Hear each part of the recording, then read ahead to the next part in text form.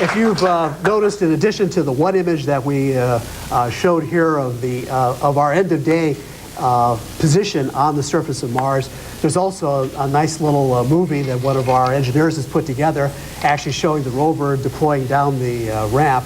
And if we can have that movie queued, please, for display here.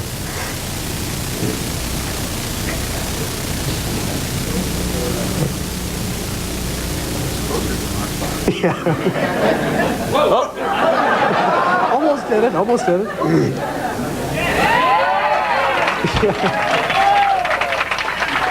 Okay, that's actually a movie of our esteemed team. There it is. Okay. As you can see, as the rover drives down that ramp, it moves it quite a bit as it deflects it going down. Finally, it ends up deflecting it for the last time, the ramp bouncing back up again as it deploys onto the surface of Mars. Just a terrific set of pictures and a terrific feeling watching these images come down today. So we're on to our next day's activity later tonight, and I think that's all I need to say at this point. Okay. Well, it's been a long and wonderful day, and I know we need to let you get back to work or to some well-deserved rest in some cases, but let's try to get in a few questions here just to wrap things up. Let's see, let's start down here with Matt from AP. Matt Crenson from the Associated Press. How long does that movie take to transpire in real time? It's actually, the actual deployment down the ramp takes only about 4 minutes total. It's the rover is actually driving in a move fashion in which it's driving its maximum speed essentially down a 1 meter ramp. So. Just saw from Justin Mackey, our rover director over there, our film director over there, that it was about 2 minutes. Frames were spaced over the course of about 2 minutes. So. Okay, Kelly? Can you give us a time of when all 6 wheels were on the ground? We actually get a scat time down for some telemetry? I don't know. I think so. We'll have to get back to you. I'm sorry. I'm not sure of the exact time. Shall we start a pool?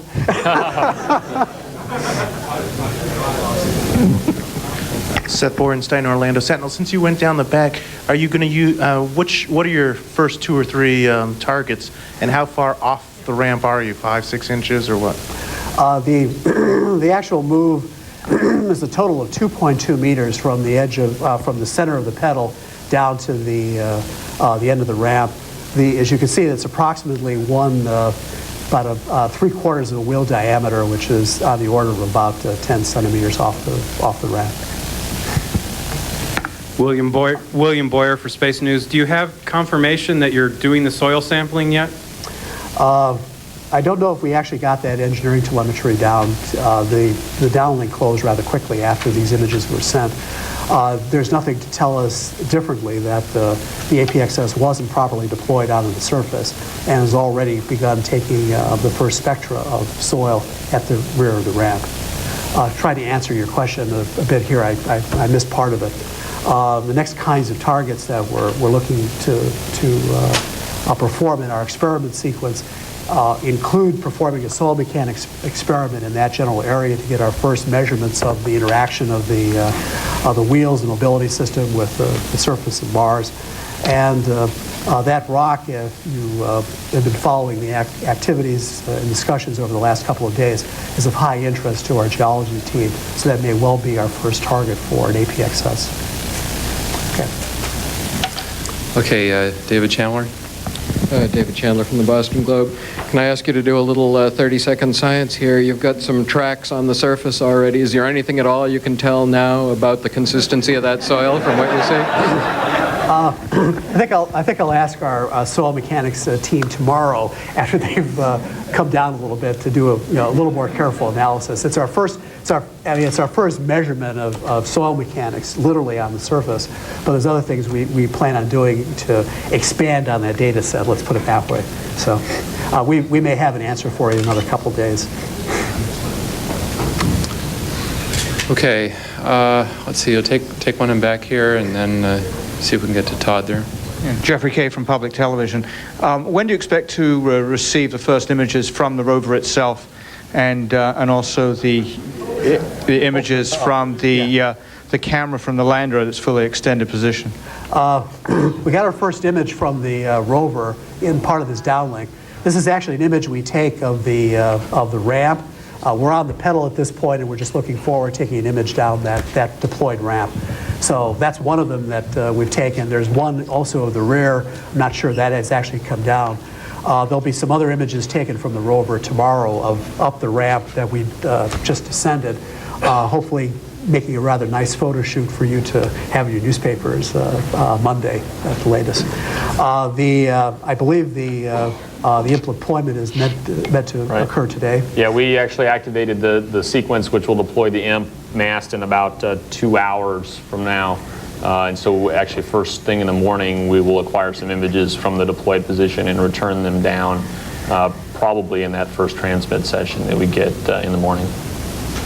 Todd? Todd Halverson reported today. I was wondering if you could just walk us through what you anticipate the activities for the day will be tomorrow, and when they'll start Pacific time, and what they'll be doing, and when. Maybe I could answer the latter part first. The confirmation of what we've done during the day is likely to occur around this same time tomorrow. Nominally after this, about an hour after this downlink closes, we have a series of our team members and scientists meeting in a set of, actually in a group setting to select the goals for tomorrow. I would prefer not to preempt their choice at this stage, but it will be either of these two issues, the notion of attempting to get some soil mechanics experiment, perhaps getting in position to take an APXS measurement of that rock. And it will be in some sequence like that, but I'd like to let that decision be made by the team as a whole. As far as the lander transmit sessions, the first transmit session is likely to be around 3:30 or so tomorrow afternoon, and then we'll probably have one. I agree with Jake. It's a little bit hard to second guess what planning will go on tonight, but we'll probably have at least one additional transmit session about this time, maybe a little bit earlier tomorrow night. As far as activities that the lander will do, other activities, one of the big plans to do tomorrow is to take what we refer to as the monster pan, which is a set of higher resolution images in multiple colors that are in stereo that we use to plan the future traverses of the rover. And so that'll be certainly a high priority to acquire that. We're likely to also increase our data rate up to about probably 6,300 bits per second, in which case we're expecting to get just a tremendous amount of data down as a result of doing that. When does monster pan come down? It comes down over the course of several days because it's, like I said, in multiple filters, but significant parts of it should come down tomorrow. Okay, let's see, more local questions. I guess if that's about it, we'll wrap things up. I wanted to make one brief announcement. JPL's web servers have been absolutely inundated with public hits, as you can imagine. And the webmasters asked me to pass on an address that they'd like to recommend for the general public to use. If you find a hard time getting into JPL, the best server to try, I think, is being shown on the screens. It's http://mpf for Mars Pathfinder, www.jpl.nasa.gov.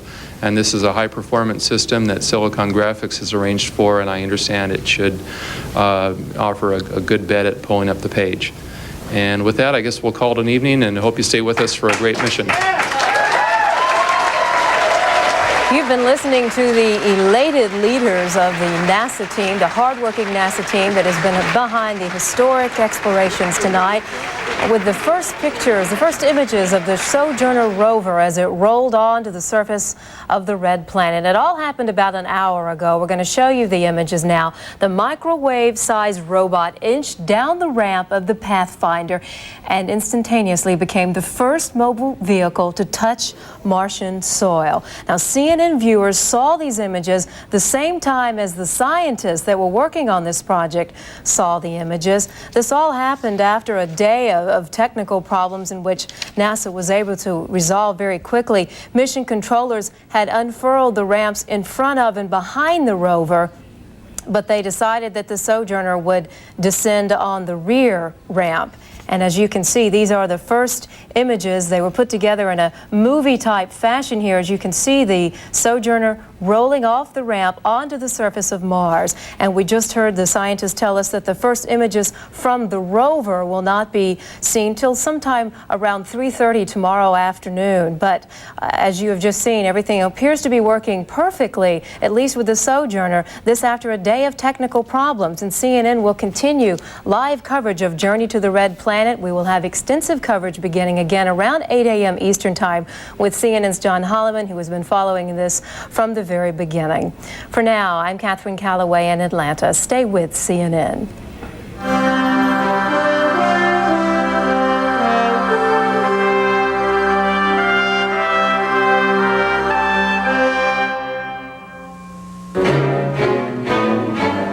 This has been a CNN Live event.